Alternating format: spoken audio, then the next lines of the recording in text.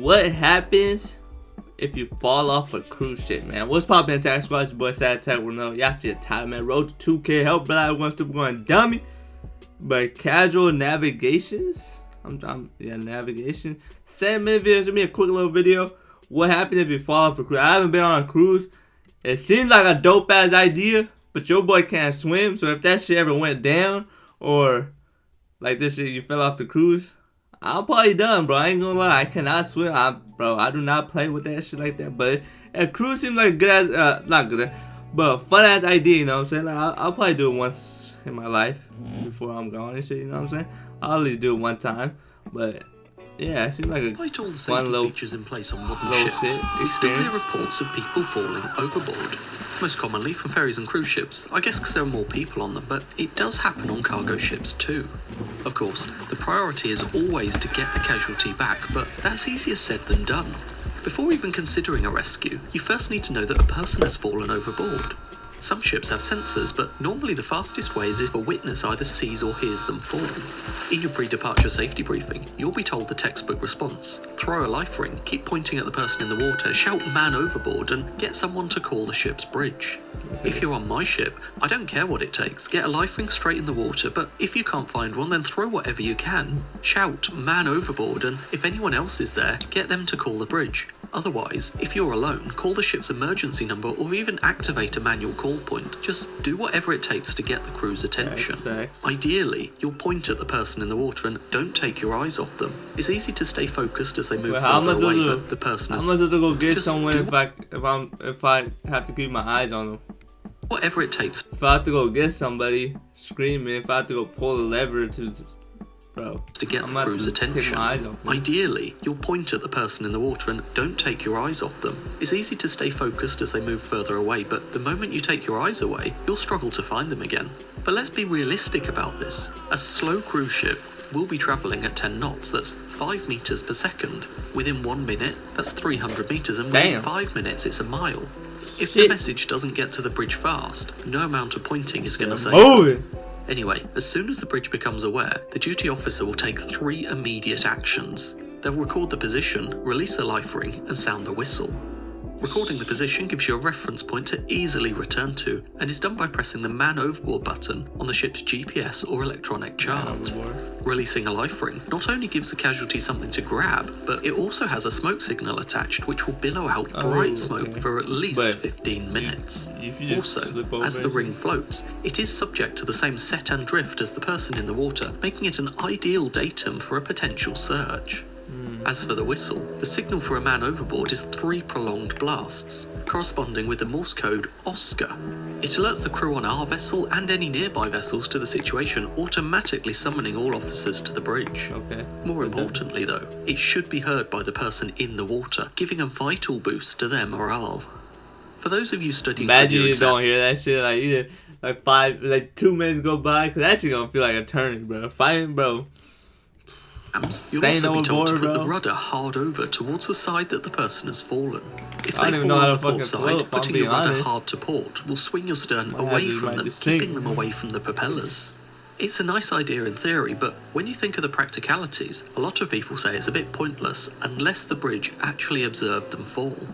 Otherwise, by the time someone sees them fall, phones the bridge, the officer asks which side they fell, then orders the helm over, the steering pumps physically turn the rudder, and the ship's stern starts to move, you're looking maybe 20 seconds minimum. A slow-moving cruise ship will have travelled over 100 meters in that time, so unless they fell off near the bow, they will have already passed clear astern, and that's the very best case scenario. Putting the rudder immediately hard over does serve another purpose though. It is the perfect start for an emergency man overboard manoeuvre, the Williamson turn. You put your rudder hard over one way, then when you're 60 degrees off your initial course, you put your rudder hard over the other way. By the time you return to the reciprocal of your initial course, you should be retracing your track, theoretically running towards the man overboard. The opposite of a Williamson turn is the Sharnov turn, but that returns you slightly further down your track, so it's not so useful if the casualty is I thought that's what it would be, but it is more than a whole ass just fallen. For completeness, the third manoeuvre is the Anderson turn, which will bring you back to the point you started, but you'll be facing the wrong way if you need to retrace your track. Of course, all these initial actions and maneuvers are great if somebody actually saw the casualty fall, but a lot of man overboard situations actually begin as a missing person case. Yeah. When a missing person is reported, Is again, there cruise shit, like curfews and shit like that? Like, what if it's in the middle of the night and shit? Like, hey, I just want to go chill on will immediately note the time and position of the report while the crew try to locate the person on board. If they're not found, you do your best to estimate what time they might have fallen using witnesses, CCTV or other clues. From that, you go back in the ship's log to determine the most likely position that they fell overboard.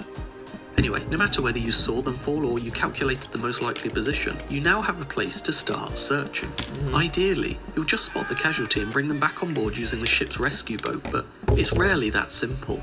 Usually, you'll end up having to search before you can rescue. Now, we can't cover everything in this video, but we can look at some of the basic search patterns that a ship might use. If you start from the known position, probably the smoke float that you dropped from the bridge wing, you can do what's known as an expanding square search. Every 2 legs, you expand the square slightly, turning 90 degrees at each corner. It's only really effective with a relatively accurate position and a relatively small search area. Not accurate, next, we have the sector search, which is great for searching in a relatively small circular area. Cover the entire length of the search area in the first pass, then turn 120 degrees and travel for half the length of your first leg. You then turn 120 degrees again and repeat the process until you've travelled the entire circle. That's pretty Once sick. complete, you can offset your search by 60 degrees That's and try sick. again. Over a larger area, you might start with a track line search, literally going up and down your past track. This will probably be done with an aircraft as it's a great quick first pass looking for a man overboard. After that, you might look at a parallel sweep search where you track up and down across a wide area. Multiple vessels can even be used in tandem to cover multiple sweeps at once. The width of the tracks will depend on things like the visibility and is calculated depending on how easy it would be to spot the casualty. The person in the water is incredibly hard to see, so you would likely have a sweep width of less than half a mile. Right there, fighting for my of course, assuming you raise the alarm with other vessels and the Coast Guard, there would hopefully be multiple ships all looking for the person in the water. They would keep looking as long as there is a reasonable chance of survival. The search and rescue manual carried on board ships gives a table of likely survival times in different temperatures. With no external help, you might use that to help decide when to stand down your search, but the thing is, with modern emergency communications, it likely won't be the ship's call to make. Although the person fell overboard from your vessel, once you communicate the situation to the Coast Guard, a National Rescue Coordination Centre will take charge and your ship actually becomes a search asset. This does lead to a little confusion sometimes when it comes to the initial radio communication. Yeah, imagine being on this when a person goes overboard, do you transmit a mayday? After all, a person's life is in danger, so it should carry a mayday priority, but your ship is not the one in danger. Technically, you transmit a mayday relay on behalf of the person who is in the water. But remember, when someone's life is at stake, getting the message through is the priority. And that brings us to the end of today's video. Okay, that's gonna do it for that video. So they don't just leave you. They actually have some shit in place to try to find where you're at. So Road 2K help that we're gonna dummy. That was a little quick video. I told you 8.5 minutes, but we out here, man.